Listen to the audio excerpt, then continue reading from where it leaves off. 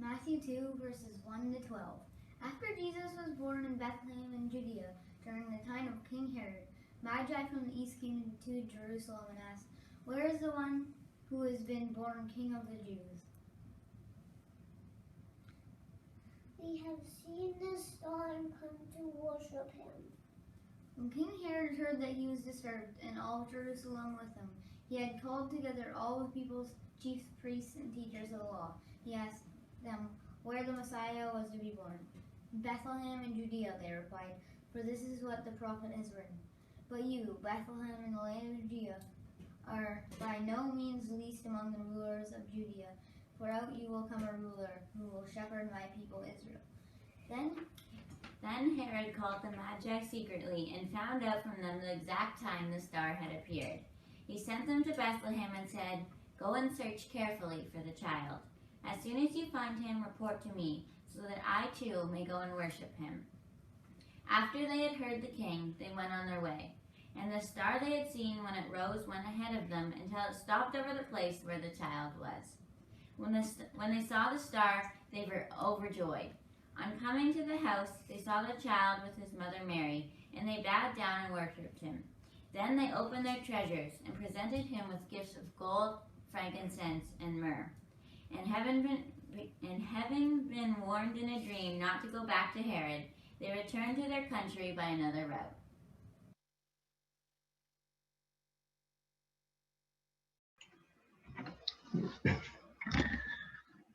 Thank you, Alexis, Noah, and Hudson, for sharing our scripture this morning.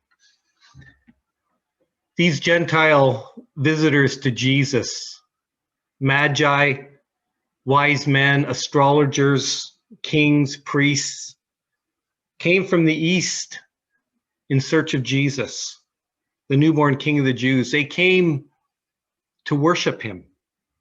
When they found Jesus in Bethlehem, Matthew tells us they bowed down and they worshiped. They gave him gifts. And then they got up and went on their way back to their own country by another way. As Matthew tells the story, there's a decision to be made between two kings. Either one could have become the focus of the Magi's worship. They came to worship the newborn King of the Jews, but to get to him, they had to pass through Jerusalem and meet with the reigning King of the Jews, King Herod the Great. King Herod had ego issues. He lied to the Magi. He faked his own loyalty to this new king. "I want to worship him too," he told the Magi. And he was working to shift the focus of the Magi's worship from the newborn king to himself. But the Magi, they didn't fall for King Herod's deceptive antics. Herod was threatened by the truth of another king. He knew that one king will ultimately bow to another. And so he tries to end the other king's reign, but we know the story. He doesn't succeed. So guided by the teachers of the Hebrew scriptures, guided by the star, the Magi are led to Bethlehem, where the star stopped over the place where Jesus was. Many scientists and others have speculated over the centuries as to what exactly this beautiful star of Bethlehem was. Was it a constellation of stars? Was it a comet? Was it a special Jesus star that this showed up after the birth of Jesus? But maybe what's important to remember is that Matthew is not teaching a science lesson in this story.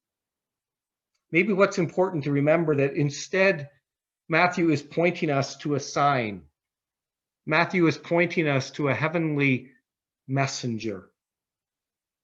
And the good news is the Magi were paying attention, and the Magi were willing to be led. When they came to the place where Jesus was, the story tells us they bowed down and they worshiped him, and they opened their treasure chests and they gave him gifts of gold and frankincense and myrrh.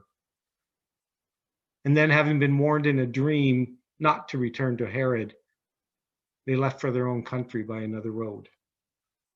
For the Magi, worship involved at least 3 movements. They bow down, they share gifts, and then they get up and they follow the lead of the Spirit of God. What does the worship of the Magi teach us about worship? I want to ponder that for just a few moments this morning. What does it mean to bow down? I think bowing down is about stopping and pausing to acknowledge the worthiness of the one that we worship. Bowing down is an act of reverence, acknowledging that the one we worship is holy, is other than, is greater than we are. Bowing down is acknowledging that the one we worship is Lord of us and is Lord over all. Bowing down may involve physically kneeling, but I think more than physically kneeling, it's a kneeling of our heart. It's a kneeling of our whole being. We kneel and we acknowledge the lordship of Jesus in various ways. Sometimes kneeling is about quiet and silence. Sometimes it's about raising our hands, as Cheryl had us do this morning. Sometimes it's about singing music in all its many and varied forms. Sometimes it's about faithfulness to the rituals and the practices of the church. Sometimes it's about an attentive walk in nature, observing and applauding the creativity of the Creator. How do you kneel down? How do you worship? How do you acknowledge the worthiness of the God who is revealed to us in Jesus and is ever present to us by the Spirit? How do you bow down? And what does it mean to give our gifts as an act of worship? What does it look like for us today? The Magi, we're told, opened their treasure chests and gave gifts. Maybe their treasure chests held what they valued most. Maybe what they gave represented the gifting of their lives. Maybe it was simply what they actually had in their possession. As I reflect on this story and as we reflect on worship, it seems to me that what Jesus wants from us is what we have to give. Jesus wants the best of who we are. Jesus wants our talents. Jesus wants our time. Jesus wants our treasures. And Jesus doesn't want them so that Jesus can hoard them for himself, but Jesus wants us to release them so that they can be shared for all to receive. Jesus wants to use our gifts to bless others and to join in his mission to save and help transform this world. The Magi gave gold and they gave frankincense and they gave myrrh. The little drummer boy, he played his drum. What do you give? Can you sing? Sing as an act of worship and a blessing to those around you. You know, in the beginning of December, end of November, we asked people if they had gifts of music, if they would share them. And we've been blessed in so many ways by all the music that's been shared through December. If you can sing, offer your gifts. Can you write? Can you tell stories? Can you dance? As we saw in the video on the 13th, some of us can and some of us can't. But can you pray? Can you organize and motivate? Can you drive? Can you farm? Can you teach? Can you preach? Can you listen and share with others? To give as the Magi gave is to offer the best of who you are and to offer it as an act of worship to God. And notice in the story that the Magi didn't wait to be asked. They freely offered what they had, and they laid it before Jesus as an act of worship. They opened their treasure chests and gave as an act of worship. 30 years later, as Jesus was teaching, he said something profound. He said, "Do not store up for yourself treasures on earth, where moth and rust consume and where thieves break in and steal. But store up for yourself treasures in heaven. For where your treasure is, there your heart will be also." I think the Magi were onto something. Offering our treasures, offering our gifts to Jesus as worship puts those treasures, puts all the things we have in heaven. And it gets our hearts in the right place. They bow down, they offer gifts.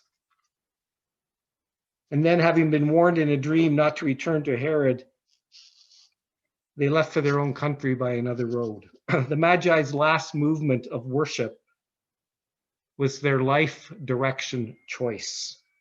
It was about the way, it was about the route, it was about the road that they chose. Having bowed down and worshiped, they now got up and they followed the lead of the Spirit, which in their story came through a dream. Kneeling in worship transformed the Magi's life direction. It did that because worship is a whole life practice. Kneeling and acknowledging the Lordship of Jesus by offering our treasures and gifts puts our heart in the right place. And it therefore impacts the choices we make. It impacts the words that we speak. It impacts the way we treat people. It impacts the way we pursue our goals. It impacts the way we live out our dreams. Where we put our treasure declares who we worship, and it decides the way we go. Will we go the self-serving way, like King Herod, or will we go the way of Jesus, like the Magi did, the way of justice and light and hope and peace and joy and love? Are my goals and dreams about me, or are they about me in relationship with the God that I worship and bow down to? My invitation, and the invitation of the story of the Magi, is that we go the way the Spirit leads us. May we worship both on bended knee, and may we worship in active giving, and may we worship by getting up and living on the road that Jesus invites us to. The worship of Jesus, the worship of Christ the King, transforms our lives. It did for the Magi, and I pray it does for us as well.